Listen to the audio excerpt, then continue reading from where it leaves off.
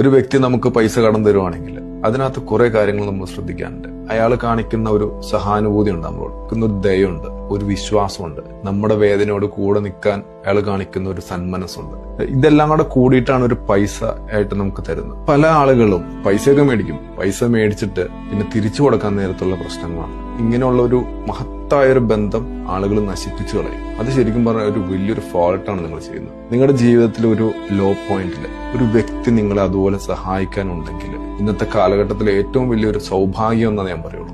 അത് കഴിഞ്ഞിട്ട് പിന്നീട് ആ വ്യക്തി നിങ്ങളെ തിരിഞ്ഞു നോക്കിയില്ലെങ്കിൽ നിങ്ങൾ കാണിച്ചൊരു തെറ്റാണത്. കാരണം നിങ്ങൾ ഈ പറഞ്ഞ കാര്യങ്ങളൊന്നും മനസ്സിലാക്കിയിട്ടില്ല. പൈസ മേടിച്ചു കഴിഞ്ഞാൽ നമ്മൾ തിരിച്ചു കൊടുക്കേണ്ട ടൈം എല്ലാം കറക്റ്റായിട്ട് പറഞ്ഞു തന്നെ പൈസ മേടിക്കും. ഒരു കാരണവശാലും പൈസ തിരിച്ചു കൊടുക്കാൻ നിങ്ങൾക്ക് കഴിയില്ലാത്ത അവസ്ഥയിൽ പൈസ മേടിക്കാതിരിക്കും നല്ലത്. കാരണം അവരത്രയും ആത്മാർത്ഥമായിട്ട് നിങ്ങൾക്ക് പൈസ കടന്നു തന്നെങ്കിൽ എന്നിട്ട് നിങ്ങൾ അത് തിരിച്ചു കൊടുക്കാൻ നേരത്ത് നിങ്ങളത് ഡിലേ ആക്കുകയാണെങ്കിൽ നിങ്ങൾ അവരോട് കാണിക്കുന്ന ഒരു ചതിയാണത്. പലപ്പോഴും പൈസ മേടിച്ചിട്ട് നമ്മൾ തിരിച്ചു കൊടുക്കാൻ താമസിച്ചു കഴിഞ്ഞാൽ ആൾക്കാർ നമ്മളെ വെറുക്കാൻ കാരണം എന്നാണെന്നറിയോ?